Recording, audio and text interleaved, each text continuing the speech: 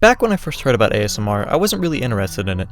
I tried to listen to it to help me go to sleep back when I was a freshman and stayed up until 4 AM. Sorry, Mom. But it wasn't really helping like everyone said it would. So I ignored it for another 3 years. That was until I was studying for midterms and wanted to search for some background noise to listen to. One thing I really like listening to is the music from Skyrim taverns. You know, this one?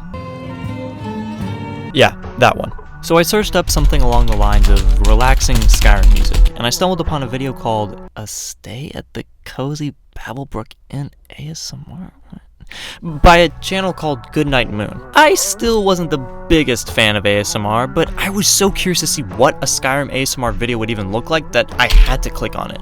I expected it to be some cheesy video of the girl talking in a very broken Nordish accent while using medieval vocabulary and getting so close to the microphone to remind me why I have social anxiety.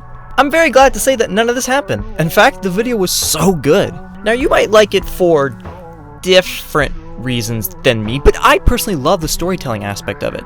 I'm a big fan of good storytelling on YouTube. Since you can have the creative liberties to tell whatever you want, people can make amazing stories out of the simplest concepts. And honestly, this channel is one of the best examples of that. This Skyrim ASMR video, the reason I liked its story was because it only took a few minutes to immerse me in it. It was almost as if I was playing Skyrim and I just stopped into a random town's inn and decided to talk up the innkeeper. And it's not just a video where the background is just a random green screen picture of a generic Skyrim tavern. The backdrop, which I'm still not sure if it's actually green screen or those are just props. Anyways, it makes me feel like I'm at a medieval inn. There's a decent amount of props in the video, and the costume is actually realistic and not too over the top, to help give that extra sense of immersion. Also, there's surprisingly a good amount of world building in this video alone. There were times when the girl would pull out a map or talk about some other person, like a witch or shopkeeper, and it actually made me say out loud, man, how cool would that be if she created an entire world just off of these ASMR videos? And, yeah, guys? Yeah, that's actually a thing she did. This wasn't even the first video in the series. She originally started off by doing a roleplay of you visiting a witch's shop, which is quickly mentioned in the tavern video, so even better world building. And the props are really good, and the makeup is flawless, which is a sentence I thought I'd never say, and oh my god, you guys, I had to watch all 15 videos she's put up on the series so far. Okay.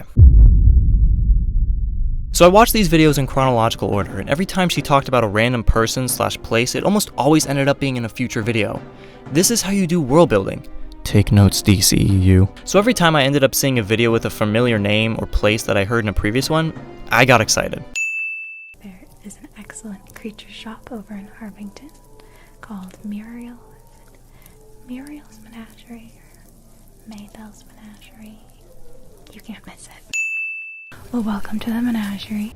I understood that reference. But Will, what other types of videos does she have in this series? Well, I'm glad I made you ask. Let's take a look, shall we? So after the tavern video, you go back to the witch from the first one and you make some potions with her. Alright, that's pretty cool. Then you meet a frickin' mermaid, because why not? Then you meet another witch who is actually the sister to the first one, but this one's more evil, per se. And she helps you out by providing you with a curse. Side note, makeup is amazing again. Then you go back to the inn, hear some tales from the innkeepers, and then, oh yeah, you go and buy a f***ing dragon egg. I'm not making this stuff up. You go from hanging out at a tavern to chilling with some witches, diving with a mermaid, to buying a dragon. This series is so f***ing good, you guys. And each video is just as interesting as the last. They all have detailed stories to help them stand on their own, as well as provide things to help the overall story of the series move forward. They have great props, amazing backgrounds, quality music and sound effects, and really good costuming. And did I talk about the makeup? There's a good amount of videos I didn't talk about, and the ones that I did, I very much generalized them. Seriously, go watch this channel after the video ends. But before I end the video, I want to talk about two things. My favorite video in the series, as well as the future of the Goodnight Moon channel. So let's start with my favorite video. It's 2 hours long and consists of 8 separate characters. The general plot is this. The local town you're staying in is throwing a celebration called the All Hallows Eve Festival. You do all sorts of things with the previous characters you met, as well as be introduced to some new ones.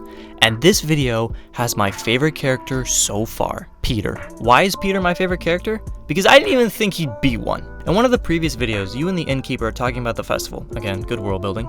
And there's a flyer for it that she pulls out, and at the bottom, it reads that everyone is invited except someone named Peter. This was probably meant to be a one-off joke, the town fool type thing, but a lot of the comments really liked the idea of Peter, so the character ended up being in the next video. This means that she is not only paying attention to the comments and giving the audience what they want, which is something I love, but also is able to take a little one-off character and make a whole segment for him in a video. That's the sign of a great storyteller. Now I know what some of you may be saying.